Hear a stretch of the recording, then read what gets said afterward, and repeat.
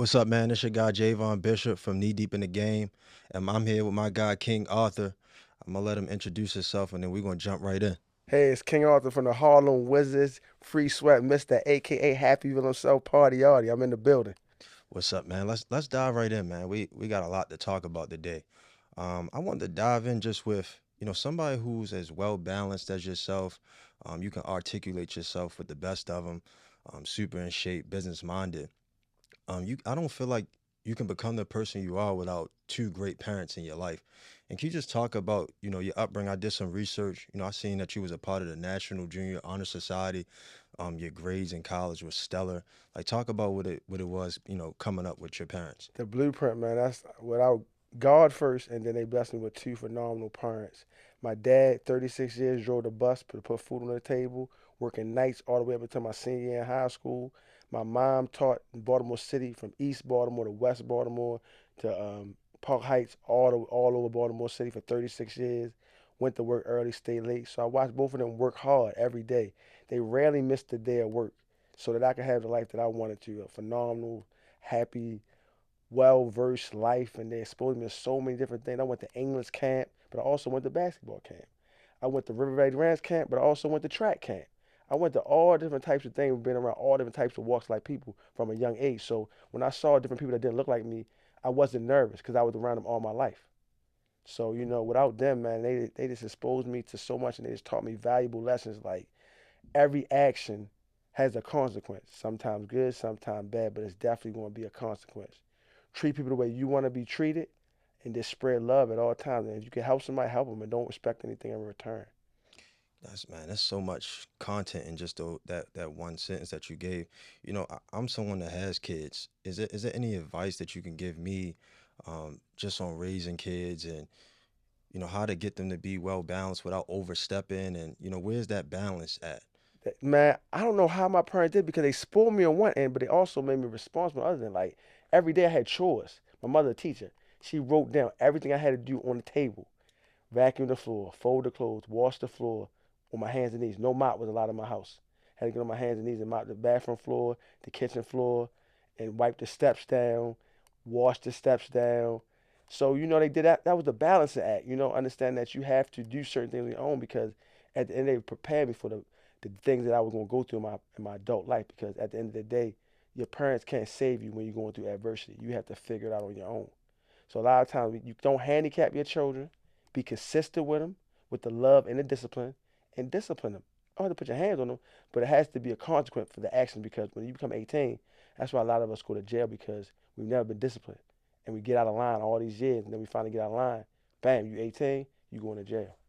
For sure, for sure. And how did you find, your love for the game of basketball? Because you were super smart as well too. So like what made you take the route of being a professional basketball player versus, you know, going somewhere in the educational field or in that route? Well, my parents put that ball. My parents don't hoop. They don't play no sports. My mom is all about education, so I had to get A's and B's to play sports. But they knew sports kept me out of trouble, and I was very hyperactive. So if I came along this damn time, they would label me as ADHD. But back then they didn't label. They said he was hyper. Um, it was just I just fell in love with it. I was the only child. When they put that ball in my hand and put my goal in my backyard, it was just grass. I played so much turning to dirt.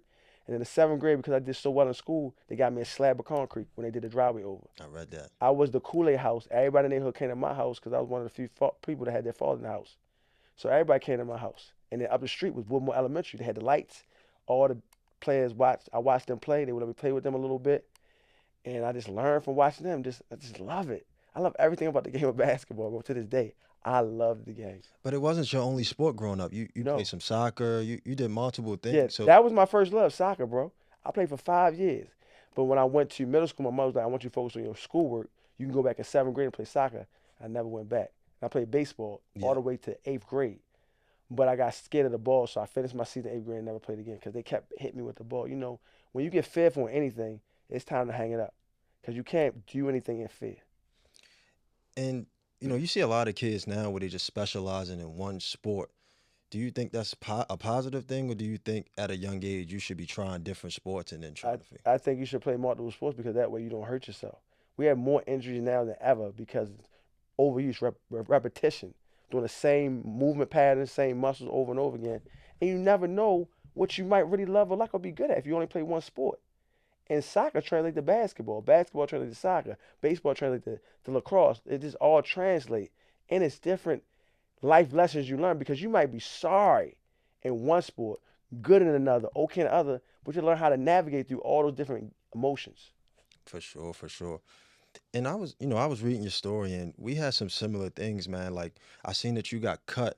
Um, I think it was your ninth grade year in high Yeah. school, and I got cut my ninth grade year in high school. So, can you talk about that? Like just being cut from a team, feeling like you belong, things don't go your way. Like how did you bounce back from that? And I seen that you had changed your mindset to just put a ton of work in so that you could Yeah. pass the people in front of you.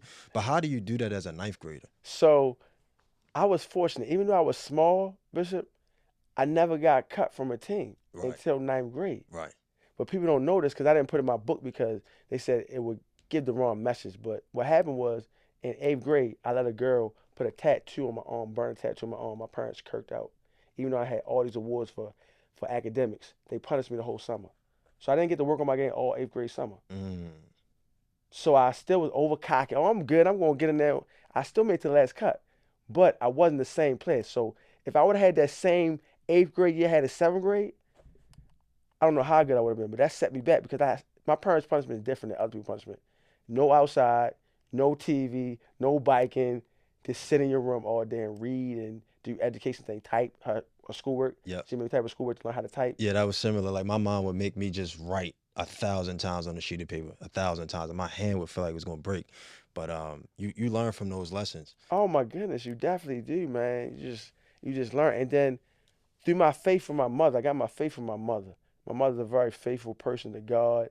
So I went back to my habits. All I know is I watch my mother pray when things don't go her way or adversity or she just unsure about things. And I got on my knees after I cried and asked God to give me the strength to outwork my opponent. And that's what I've been doing to this day. I may not be the biggest, the smallest, the strongest, the fastest, all these different attributes, but like ET say, average skill, phenomenal will. I have willed myself to be a professional basketball player. I will myself to get my own gym. I will myself to be happy through depression and all that. It's just my will. Just have this fire about me, bro. Even to this day, like I'm up early. Still feel like somebody gonna take my spot. Just And, feel it. and can you talk about that? Like a lot of kids, especially in this day and age, like they need a trainer or a coach to get them in the gym. Whereas when you were getting up and putting the work, and I imagine that a lot of the times it was by yourself. You were getting your own self up to put the work in. You were running miles by yourself. You didn't need somebody pushing you to do that. Yeah. So can you talk about like what the regiment looked like for you at that time, and what were you doing day in and day out? So growing up, I would say elementary, middle school, I just played a lot of basketball. I see somebody nice, hey, what did you do to work on your game? What did you do? How did you get like that? Okay, shorty, work on this move. Through the last cross. I would just do it thousands of times. Not knowing, I wouldn't count. I would just keep doing it repetitively. So then when I got to high school, one of my favorite players is Shante Rogers. His coach lived around the corner, Chucky Moore. His father was a coach at Nut. What does Nut do? He dribbled a tennis ball around. Oh, that's what he did? I'm dribbling a tennis ball around. Now I want to be Shante. I got a picture of him in my dresser, number 20. I wore number 20 because of Shante Rogers. He was my hope. So anything I saw somebody else doing, I always played against the best player because I realized that if I can compete with them, I take my lunch with them. When I play against the average person, it's a cakewalk. So then I didn't get a trainer or somebody to take me under their wing until I was 15. That was Roland Hall. Man, he took me all around the city. He told my mother, he went in my living room and told my mother, if you let him play with me, he'll never get cut again. Took me on his way and told me how to grind, how to, just be in shape. And this quote was this. He said, if you're in tip-top shape and you're not scared, you can compete against anybody in the world because you can play at your pace longer than anybody else. That's big. And that's been my story. Like I've just outlasted people. Then I met Chew Smith. I met him at 14, but we locked in after my freshman year at Catonsville Community College at 19 years old. Then I met Keith Veen and Keith Williams, two DC legends. They took me under the wing. And they loved me because I just was hungry to get better. So they told me to do 100 step backs with my right hand. I would do 150 or 200. Whatever they told me to do, I'd go run. They told me to run for 10 minutes. I'm running for 20 minutes. They told me you need to shoot 100 free throws. I'm shooting 150, 200 free throws. I wasn't the best shooter because I taught myself. My dad didn't hoop. He played football, track, and he wrestled. But he just told me never be scared. So I learned that from him. But I taught myself self-taught all the way till I got to 15, 16 years old. Yeah, and let's go back a little bit because I wanna get to after you get cut. What does the rest of your high school career look like, and then how do you land at Catonsville Community College? Oh, my career, man. I went from getting cut to being one of the better to being MVP of JV, Yep. getting moved up to varsity. And the only thing that changed was my mindset and my fire to say I may be 5'6", 135 pounds, but you're gonna feel all of me. And I'm gonna be a gnat where you wanna punch me in my mouth, you wanna bowl me, you wanna slam me on my head, all those things that happened to me. But I never gave up. I kept coming So and then earning that next year, respect. did you end up getting a starting spot? Yeah, so that's a funny story, Bishop. At the end of my 11th grade year, my coach comes to me and said, "You know what? I'm gonna be honest with you, Arthur. I thought you was gonna be my third string point guard. I led us to the state championship. We lost to Ratsville. So it doesn't matter what they say. What they say, you force them. They can say whatever they want. They can say that I was 15th man. They can say I'm a bum. They can say that. But when you get on that 94 feet, it's fair play. That's the only thing that's fair play is sports. Everything else is too many variables. Sports is fair play. Eventually, you're going to get your shot. And if you're ready to get your shot and you make the most of it and you kick that door down, you're going to get to play and you're going to make things happen. And you don't always have to be the best scorer in your sport or the best specialist. But if you have energy and you play defense in your sport and you create havoc and positive energy and you're a good teammate and you're happy for other people's success, Something good to happen for you. something. You Yeah. may get a coaching job, something good is going to happen for you. Yep. Yep. I think that's good advice, man. Like, you know, everyone just wants to work on a shot and be the most skilled on the team, and it's only enough. It's not. It's only but 1 to 2 spots for that on a team. One or two. And so if I can fill those other spots, defending, being a good person, making sure my grades are high, rebounding, Ball conditioning, handling, ball handling, defense. Nobody really plays 94 feet. Patrick Beverly got $25 million in average under 10 points because he was a dog, he created havoc, and he was a phenomenal teammate. for sure, Della Vedova, same thing. One good series against Steph, 20 something $1 million. for sure. And now with this NIL stuff, right? It's super hard for these freshmen to get right into college, and so a lot of them have to take the JUCO route. So, what advice do you have for some of these young guys that's watching? Because a lot of them, when I'm talking to them, you kind of can see their demeanor go a little bit down because they feel ashamed about going JUCO, but not really understanding like this can lead to something bigger if you just stay down and lock in Yeah, the process. the process. So, can you talk about that process and how it led you to Bowie State? So I was at a crossroad at 15, 18, 27, and 40. So at 15, got cut. That's the crossroad. Do I give up on basketball and just focus on school? 18, 3.6 grade average, SAT score, second team All Metro, All City, All County, National Honor Society, MVP of my team, County All Star, and I get no college scholarship. So I convinced my mother. There's one guy that wanted me from the All Star game, Luke D'Alessio. It's my guy, the GOAT. He took a chance on me. I want you to come to my school. But my mother condition was this. I didn't know what I signed up for, but I signed up for it. You have to graduate in 2 years, which means I didn't know it at the time. That means I had to go to school 2 years all year round. Winter, Mm, spring, summer, fall in order to get 62 credits in 2 years wow. at 15 credits a pop. So them summers where everybody's having fun, I'm in school. You in school? Still have to get up and grind, shoot my shots, work on my game, go to school, study, do projects, do papers, then go play with the guys in the neighborhood at night, then wake up and do it all over again and get an A or B because C's are not accepted in my house. That's big. They kept the bar so high. I ain't know no other. I just know I had to get over this bar. And every time I think I'm getting to a bar, it would get high. So at the every September, we would sit down and go over my goals, dreams, and aspirations academically and athletically, even as an adult. As a matter of fact, I'm having to meet with my parents today. They want to talk to me about what's going on with the gym, my career. We're going to have a talk today with my parents. For sure. And so, what was that JUCO life like? Like, The greatest thing ever. I got thrown into a pack of wolves and dogs. I was a true freshman with a bunch of 21, 22, 23, 19-year-old dog gorillas. and how did you stand out because you're not the biggest, you're not the fastest. Like you said, your shot was okay, Yeah. right? How do you stand out? I did what Chu Smith told me. I found the roughest, toughest, biggest bully, and I played him 94 feet, and I went at his neck, Mm. and I gained the respect of everybody. You know how I got on the court? How'd you get on the court? Omar Smith. Nobody wanted to check Omar Smith but me. They gave me opportunity. It was hell, but I just kept fighting. And I would get on the court because nobody wanted to play Omar. Because, Omar good at your neck Right. every single possession. Absolutely. And that's my brother now. That's how we became boys. Really? 1998. I met him in the summer of 1998, and we've been rocking ever since. Y'all matched off JUCO? We went to the same JUCO. Okay. But we had open gym, Mm. and nobody wanted to check Omar. They ain't want to smoke. I'm learning my Baltimore history right now. I did not know that. Yeah, Omar was an All-American at Catonsville, Okay. going into a sophomore year, but he set out and went to Bowie with Luke, so he had 3 years there. Yeah, Omar was a problem. And so how do you go from Catonsville to getting a full scholarship at Bowie State? That's another thing that people don't understand to that. Luke DeLessio, my sophomore year, got a job at Bowie.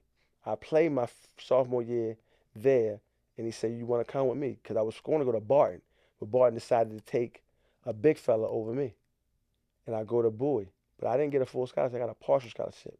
Through the grace of God, my parents are in a financial situation where I had no school loans. Mm. Talk about doubling down. Yeah. So through the grace of God, I've been blessed because of the work I put in that I didn't have to take out a loan to go to school. Because I was blessed with 2 parents that foresee me going to college and maybe needing some money. They sacrificed year after year, invested their money, did the right thing. They was able to pay that without having them go into debt.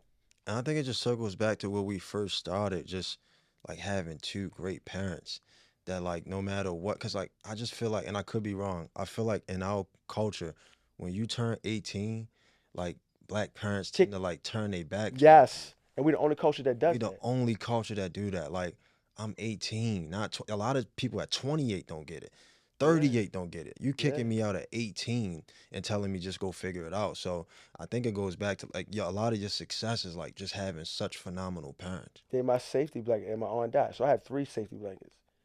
Quinn Lewis, Arthur Lewis Sr., and Dorothy Candy. Plus a lot of other people, Chu Smith and all them. But I'm talking Right. about my blood family. Yeah. I got a bunch of so much, but I'm just saying, but my aunt Dot never had a kid. So she looks at me like her kid. And then of course my parents. And it just seemed like the ones that are successful, they always had that village behind them. My village is phenomenal, bro. Like my village has been tested at 40. We'll get into that later, but my village has been tested, and I got some real ride or die people in my village that really care about me whether I bounce that ball or not. Yeah, and that's the thing.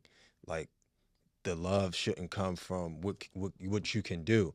Whether or not you choose to dribble the ball, if pure sweat fails, I feel like you got people around you that just love you for you. Yes. Which at your highest and at your lowest, and it's hard to find people like that. And that helps me be able to be a free spirit because I'm not looking for love and validation from other people because I have enough when I leave the house. And real question, man, because you got a lot of years in this. Like, what advice do you have for kids? And I know you run across them a lot that don't have that foundation at home, though. Like what do we say to them? Because I almost feel bad because I had like a phenomenal mom, Yeah. like phenomenal, like was there for me for everything. Still to this day, I can call it, get anything I need. Yes, that's Great advice. But like I feel bad for the ones that don't have that. Like, and sometimes you can kind of look down at them because they're not where they need to be at in life. But really, they're just a result of their circumstances. So, like, yeah. what advice do you have? My advice is you can always find a mentor.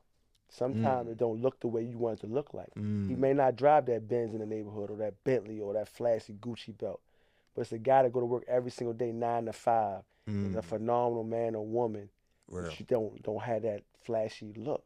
for sure. But you can learn something from. I learn from anybody. I learned from the wino, the drug addict, the Fortune 500 guy, Mm, and the guy in between, the guy that had everything, lost it, got it back, lost it, and came back. So I'm not too big to talk to. I talk to anybody. I just had a conversation. Like I got my hair done down on South Broadway Street. I'm walking around a corner, and a young lady and a young man, they were drug addicts. They started talking to me. I walked by them, because you gotta be leery at first, but then I realized that they were just friendly. I circle back. I go talk to them. We chop it up. I get her something to eat. She wants something to eat. She don't want no money. She wants something to eat. So we talk. She fell on hard times. Used to work down North Avenue, had a big time job. Mm. She was like, I just want to go. I tried to reach out to her daughter, but her daughter didn't reach out to her later. She's like, man, I just want to come home. I'm sorry for everything I did. So it's like, just learn like, you really can be at the top and go back to the bottom quick. Yeah, and I feel like we living in the times now where like people are so cold. Like if you don't drive a certain car, you don't look a certain way, like people don't want nothing to do with you.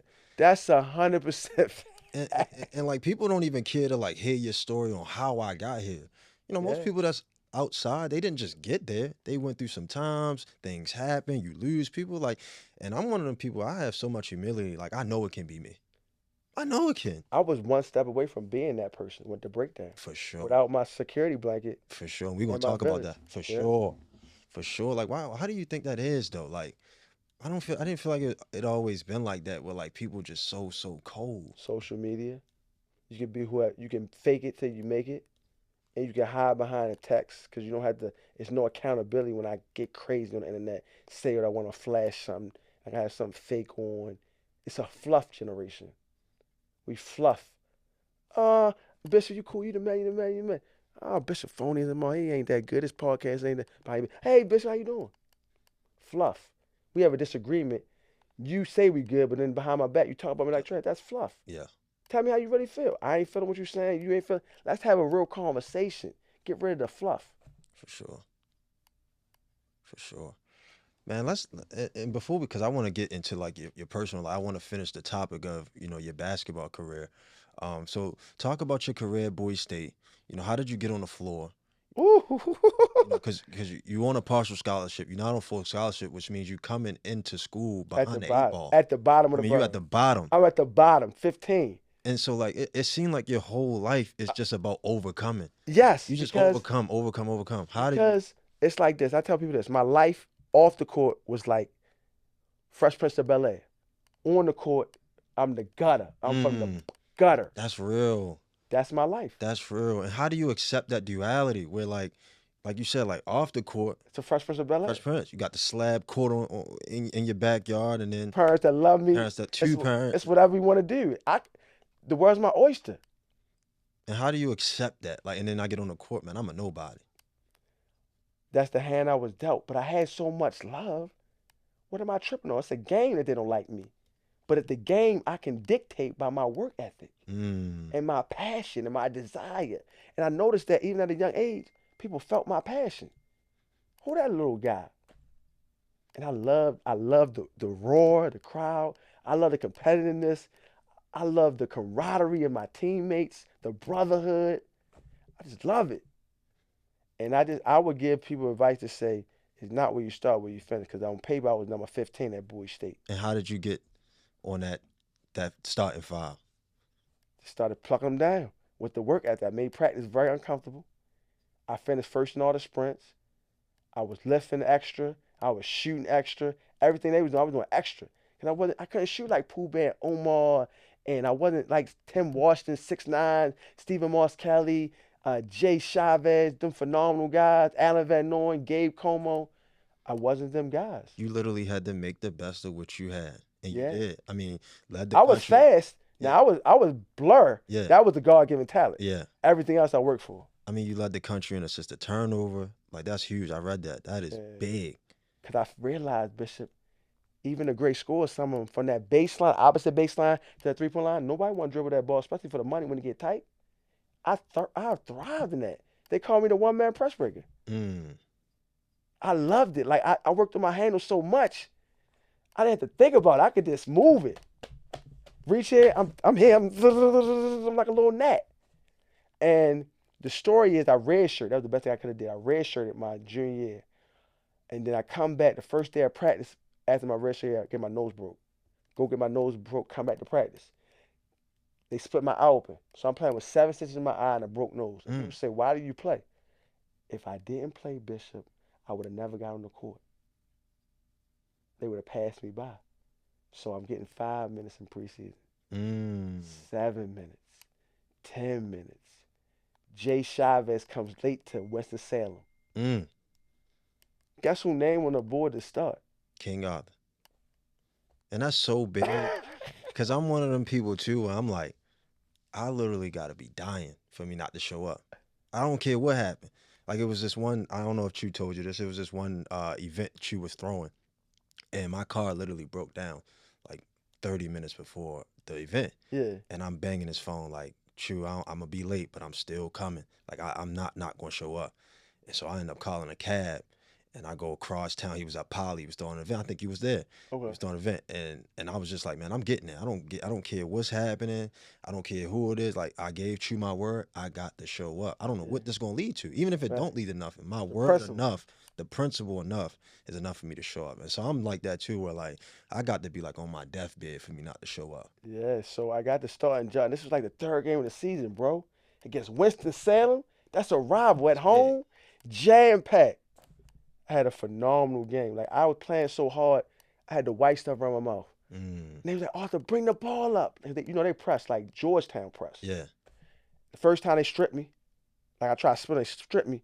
I kept my calm. I knew it was it. And I just kept breaking their press, throwing oops, hitting Omar and Pooh and them guys.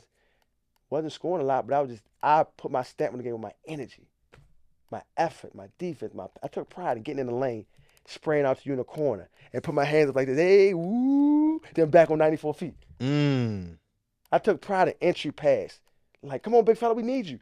Like I took pride in little things like that. Yeah, and it's just so hard to instill that with these guys these days, man. Like that's really the formula. Like 94 feet, bring because every team needs that guy. Talk.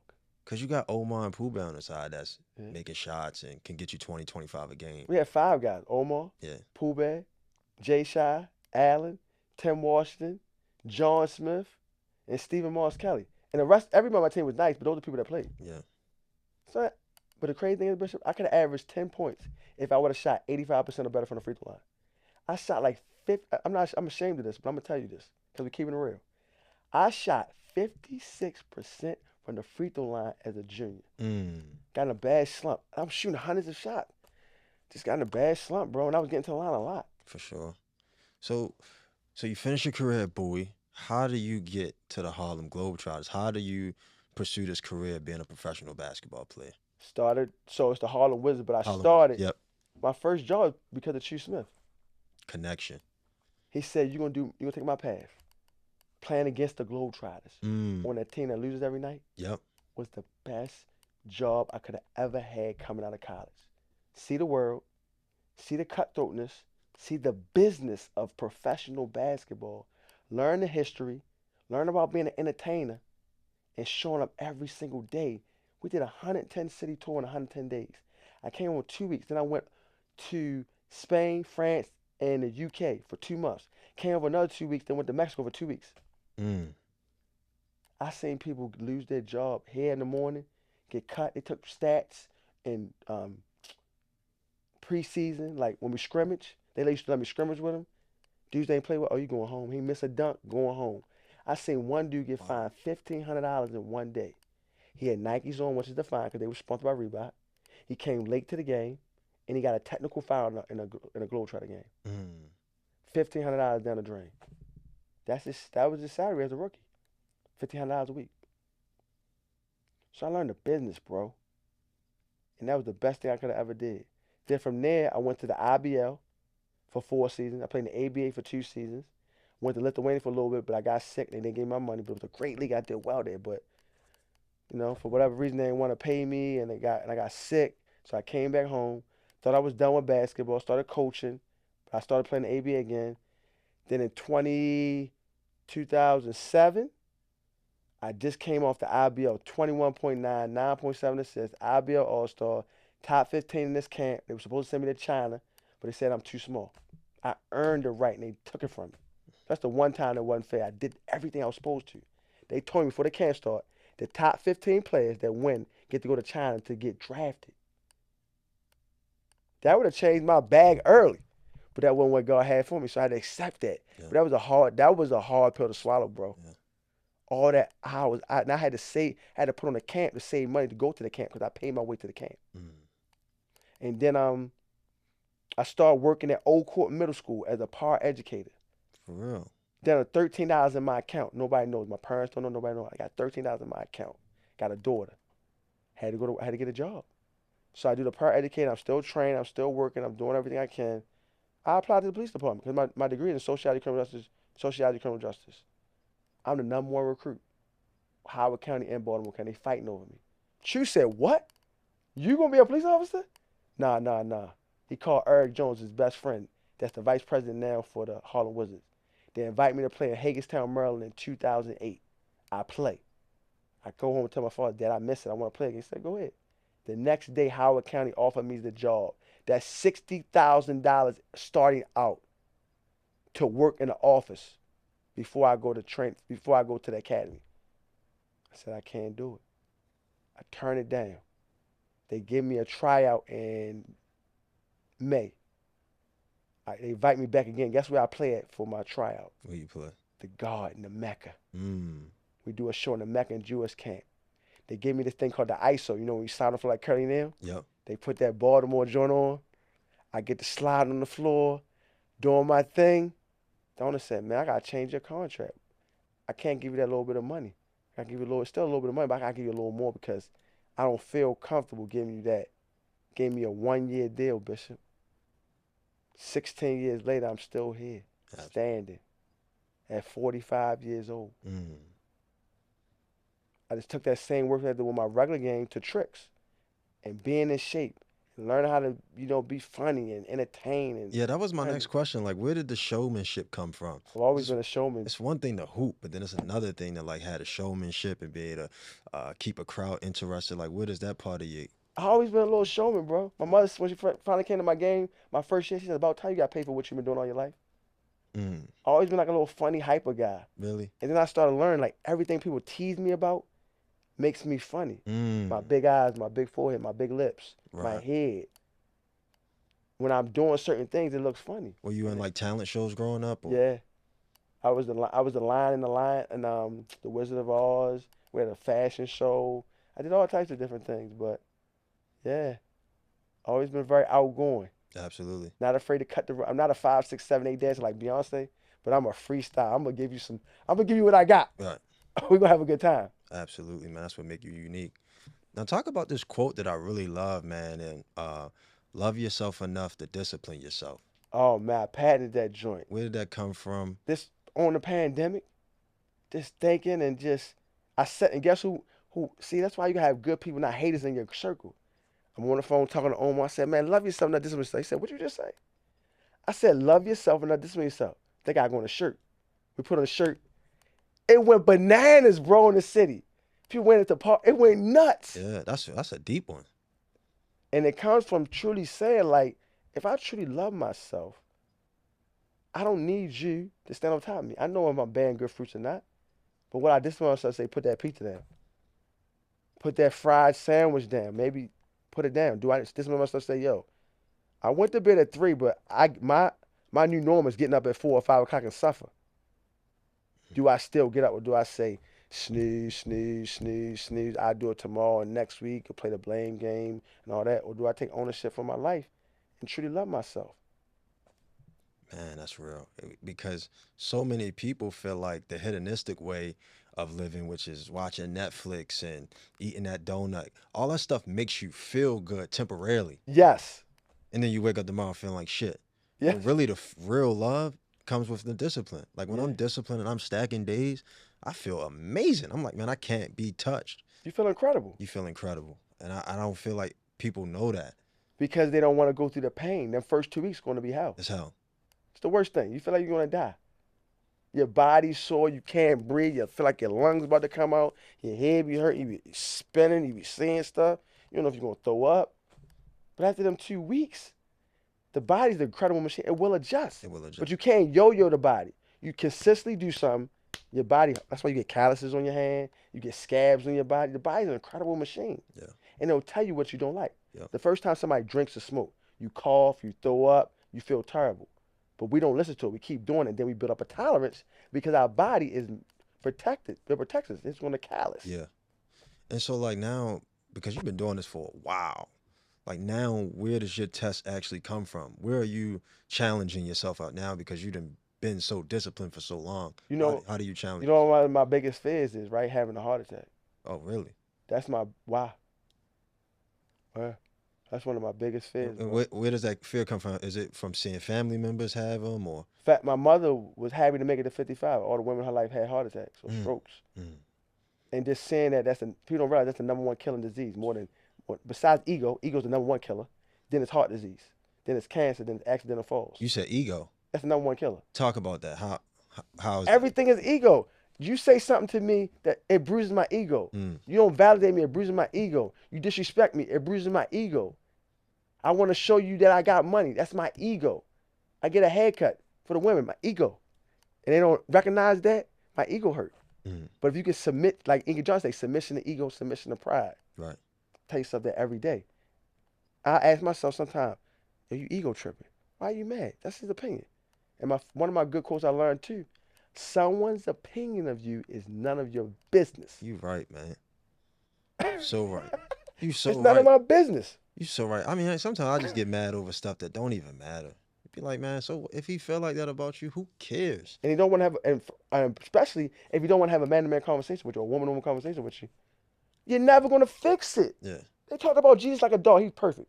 So what you think they're going to talk about us? We some trash. Not a little bit, but we trash.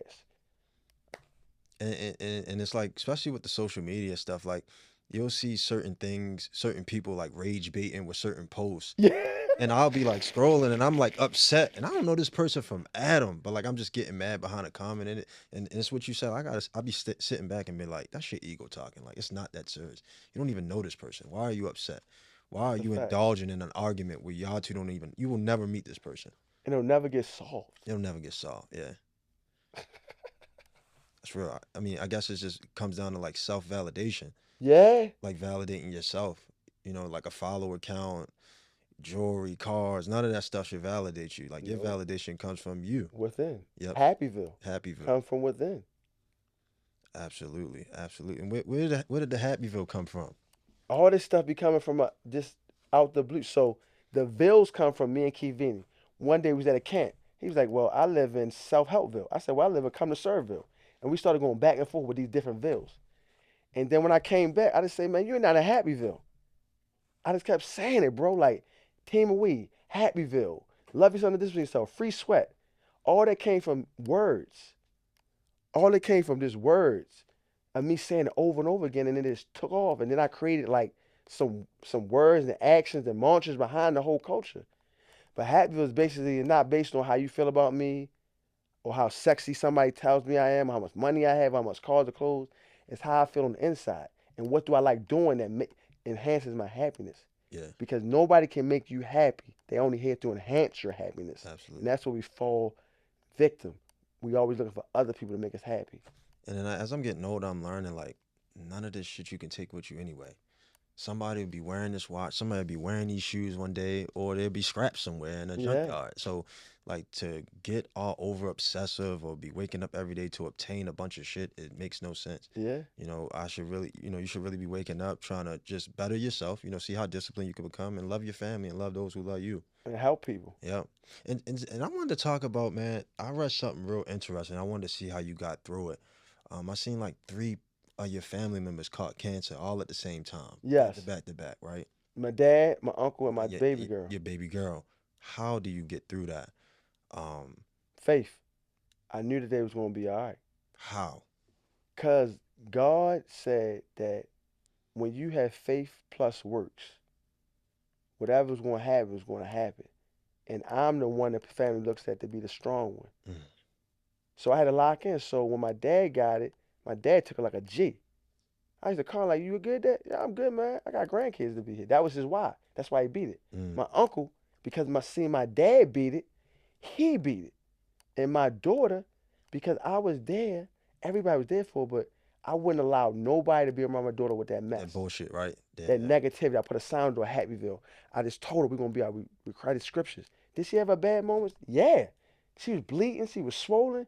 They didn't know what was gonna happen with her, but I had the faith that God's not gonna take my daughter from me at this age. And some people say I didn't process it right because I didn't cry. I didn't have time to cry. Yeah. My wife at the time called me. My daughter's mother called me crying. I had to talk them off the ledge. And then I had to go play a game in front of a sold out fans. Man. You That's talk about showbiz.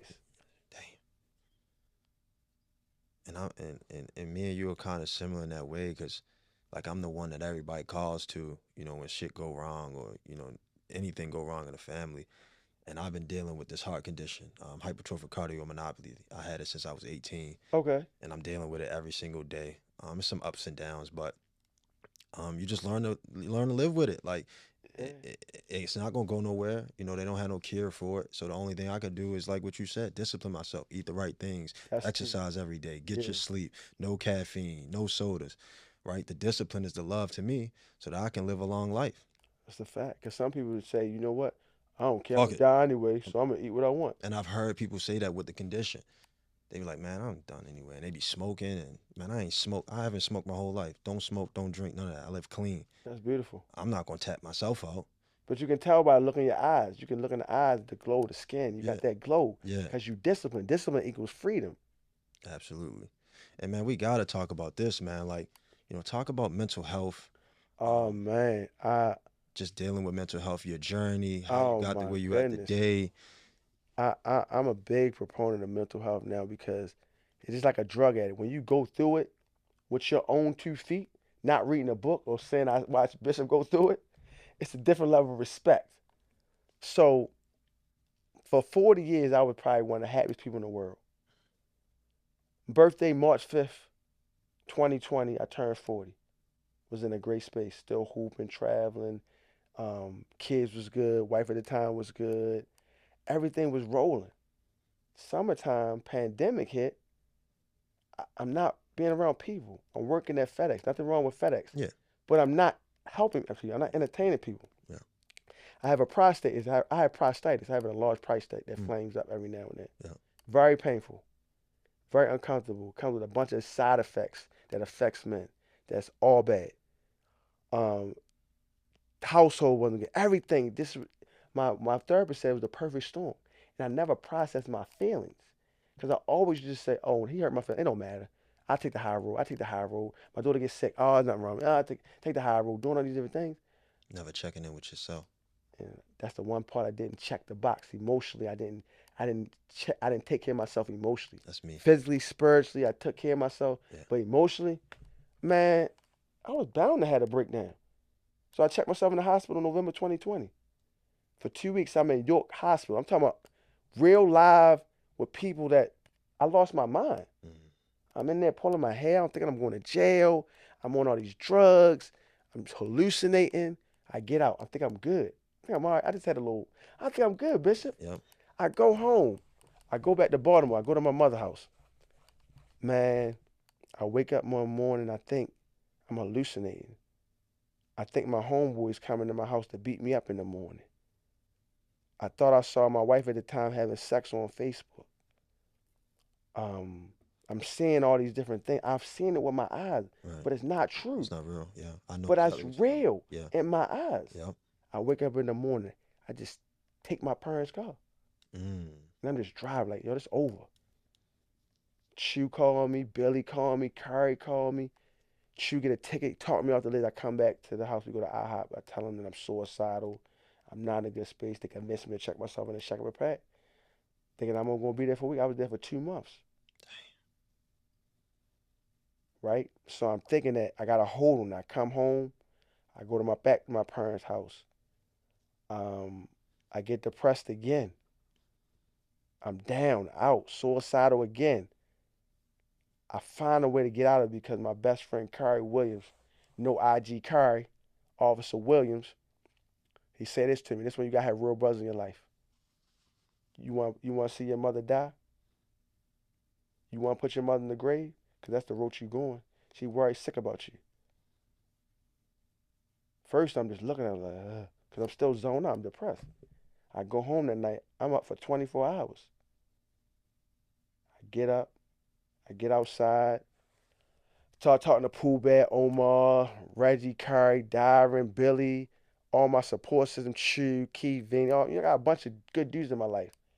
They all give me tips. Get back on your grind. Pooh Bear said, get some sunlight. Omar said, yo, come around me. Omar start hooping with me. We start doing all these different things. Carried down. This is my whole village. They coming to get me because I don't have no car this time. My car got crashed. Crashed my car up. when I was going through my depression, I was falling asleep behind the wheel. Yep. Fell asleep on the wheel like 3 times. Hit a trailer one time. Hit an embankment one time. Hit another thing. They thinking I'm trying to kill myself. My mother's scared to death. Wife at the time thinking I'm trying to kill myself, but I really just can't keep my eyes open because I'm so depressed. I'm not sleeping well. I'm not working out. And I just get back on my routine. Working out, reading, praying, up early, sunlight, being around kids, going to practice with you, doing different things with Audie, going to practice with Pooh Bag, going to Omar, going here, going there, going to Billy, come to get me. They're going to work at the Easy Fun Factory. I'm back in my grind. I'm doing well. I go back with the Harlem Wizards. I'm doing little stuff with them. I'm doing well. I come back. Then I get divorced. And it shook me up. I ain't take it well.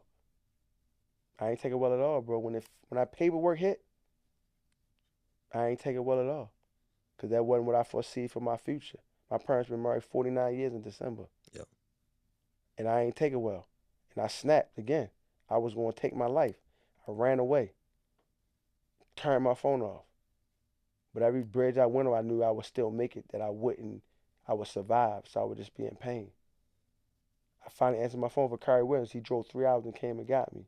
My wife at the time drove and drove my car back, and they came and got me. And I just slow walked it again. I Yeah. still was depressed for a while. And just I got back slow on walked it. it. Routine. Fast forward again, my last depression, I hit a mental wall last April. I just got mentally tired. The games, the energy I had to put out, the travel, the weather was terrible.